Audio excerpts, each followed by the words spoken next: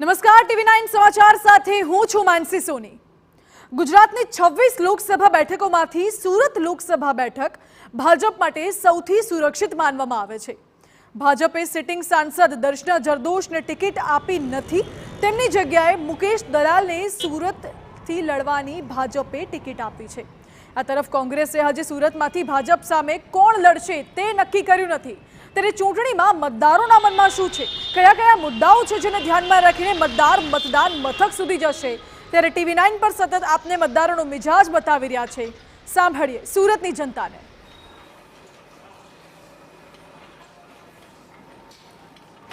ગુજરાતનું આર્થિક પાટનગર એટલે સુરત શહેર। સુરત શહેરની અંદરથી અલગ અલગ રાજ્યોની અંદરથી આવતા લોકો છે, અહીંયા વસતા હોય છે અને રોજગારી માટે અહીંયા પરિવાર સાથે રહેતા હોય છે। ત્યારે સામે લોકસભા ઇલેક્શન આવી રહ્યું છે, ત્યારે લોકસભા ઇલેક્શનને લઈને લોકોનો શું મતદાર છે, લોકો કઈ રીતે તેને જોઈ રહ્યા છે, તેમને મતદારો છે તેમની સાથે સીધી વાત કરશું, કારણ કે મતદારોનો જ મિજાજ કઈ રીતનો જોવા મળી રહ્યો છે આ લોકસભા ઇલેક્શનની અંદર, તો તેમની સાથે સીધી વાત કરીશું। શું માનવું છે સામાન્ય આજે લોકસભા આવી રહી છે, કઈ રીતે જોઈ રહ્યા છો આપ તેને, કયા પ્રશ્નો છે, કયા વિકાસના કામ થયા છે કે નથી થયા? આ ઇલેક્શન આવી રહ્યું છે, લોકસભાનું એક મહાપર્વ છે, પણ મારું એ કહી શકીશ કે મોદી સાહેબની જે સરકાર છે, ત્રીજો ચાન્સ મળી રહ્યો છે એમને, સરકાર બનવા 100% જઈ રહી છે। ઘણા ખરા કામો એવા છે કે જે ખાડે ગયેલા છે, એ કામો આ 5 વર્ષમાં પૂરા થાય અને પોઝિટિવ કામ માટે કહીશ કે દેશની અંદર અમારા જેવા યુવાનો આર્થિક રીતે સક્ષમ થાય તો યુવા ઉદ્યમીઓ માટે જે એમને સ્કીમ કાઢી MSME વગેરે આ તે, અને એમાં જે એટમોસ્ફિયર આપ્યું છે એ બહુ બેસ્ટ આપ્યું, જેથી યુવા ઉદ્યમી આગળ વધે અને દેશની પ્રગતિ માટે પણ એનો એક ભાગ બની રહે। તો દેશ પ્રગતિશીલ છે, વિકાસશીલ છે। મોદી સાહેબની નેતૃત્વની અંદર દેશ શિખરો સર કરી રહ્યો છે ઉન્નતિના, તો જરૂરથી અમે લોકો મોદી સાહેબ સાથે છીએ। આપ શું કહેશો એક મતદાર તરીકે? હું મતદાર સાથે ચોક્કસ એક વાત કહીશ કે હું યુવા મતદાર બી છું, અને આજે નરેન્દ્રભાઈ એક લોકોના એક લોકપ્રિય નેતા બી છે અને એક લોકપ્રિય હીરો બી છે અને એક લોકપ્રિય ક્રિએટર બી છે, કે આજે એ લોકોએ નરેન્દ્રભાઈએ જે સોશિયલ મીડિયા, જે મીડિયા ને એના પર જે એસ્ટાબ્લિશ કરીને જે આ યુથને જે એસ્ટાબ્લિશ કર્યો છે, જે યુથને આજે જાતે કમાવા માટે ઊભો કર્યો છે અને જાતે એક યુવા મજબૂત બનાવ્યો છે, એમાં એક આ મોદી સરકારનો ખૂબ મહત્ત્વનો ફાળો રહ્યો છે।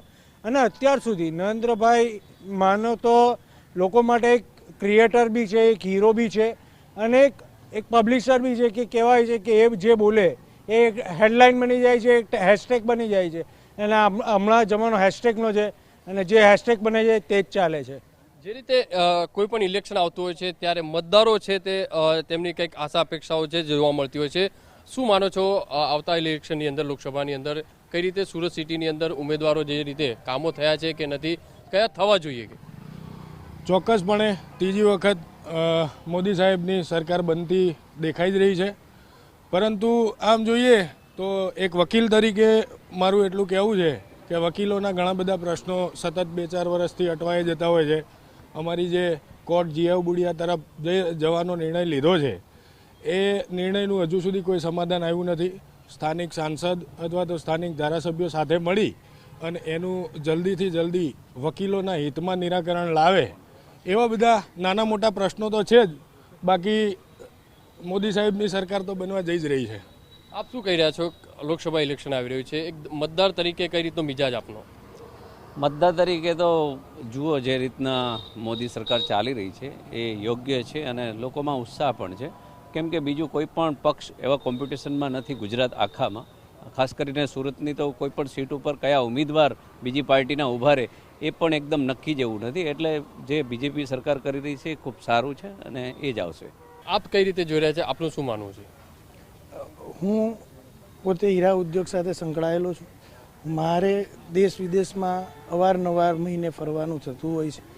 પહેલાં જે આપણા દેશની જે છાપ હતી અને છેલ્લા જે 10 વર્ષમાં છે એ અમને દેખાઈ રહેલી છે કે નરેન્દ્રભાઈએ શું આપણા દેશ પૂરતું તો બરોબર છે, દુનિયાના દરેક પ્રશ્નોની અંદર કેવી રીતે સમાધાન કરવું, કેવી રીતે એનો ઉકેલ લાવવો, આપણા દેશને કેવી રીતે દુનિયામાં આગળ લઈ જવો, એના માટે ખૂબ પ્રયત્નો કર્યા છે।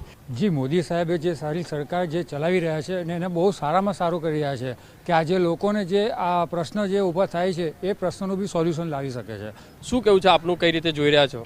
લોકશાહીનો પર્વ જ્યારે આવી રહ્યો છે ત્યારે સુરતની જનતા વિકસિત શહેરમાં રહેતા હોય અને હજુ વધુ વિકસિત શહેર બનાવવા માટેની અમારી જે અપેક્ષાઓ છે, જો બુલેટ ટ્રેન હોય, મેટ્રો ટ્રેન હોય, રિવરફ્રન્ટનો પ્રોજેક્ટ આખો જે અમલીકરણ કરવાનો બાકી છે એને ઝડપથી પૂર્ણ થાય અને એક સ્માર્ટ સિટીને મેટ્રો સિટી અને વધુ વિકસિત સુરત મહાનગર બને એ માટેનો અમારો પ્રતિનિધિ હોય. હજુ કેવા સુરત શહેર માટે જે વિકસિત કામો જે થવાના બાકી હોય અથવા તો થવા જોઈએ? હું એકચ્યુઅલી બેન્કિંગ સેક્ટર સાથે જોડાયેલો એક વ્યક્તિ છું અને જે પહેલાં જે સરકારો હતી એનાથી હાલની જે સરકાર મોદી સરકાર ચાલી રહી છે તે કેવું છે કે આઈટી ડિપાર્ટમેન્ટ અને ટેકનોલોજીમાં ઘણી આગળ વધી રહી છે અને પહેલાં જે કામો હતા એના કરતાં લગભગ 10-15 ગણા 20 ગણા કામો આજે ફાસ્ટ થઈ રહ્યા છે. પહેલે લગભગ આજની તારીખમાં ભારત 3-3.5 ટ્રિલિયન ઇકોનોમી તરફ છે. મોદી સાહેબ કહેતા હોય છે કે આપણે 5 ટ્રિલિયન ઇકોનોમી તરફ જઈ રહ્યા છે, એટલે લગભગ બીજો ત્રીજો નંબર આપણો વિશ્વમાં આવે એટલે આપણા માટે ગર્વની વાત કહેવાય છે. જે પક્ષ અહીંયા શાસન કરે છે છેલ્લા 20 વર્ષથી એમનો કામગીરી એટલી સારી છે કે અમારે એમને કંઈ વાંક જ નહીં કાઢી શકીએ, કેમ કે કોઈ વ્યક્તિ સારો કરતો હોય તો ખોટો આપણે એને ચિંતાય નહીં.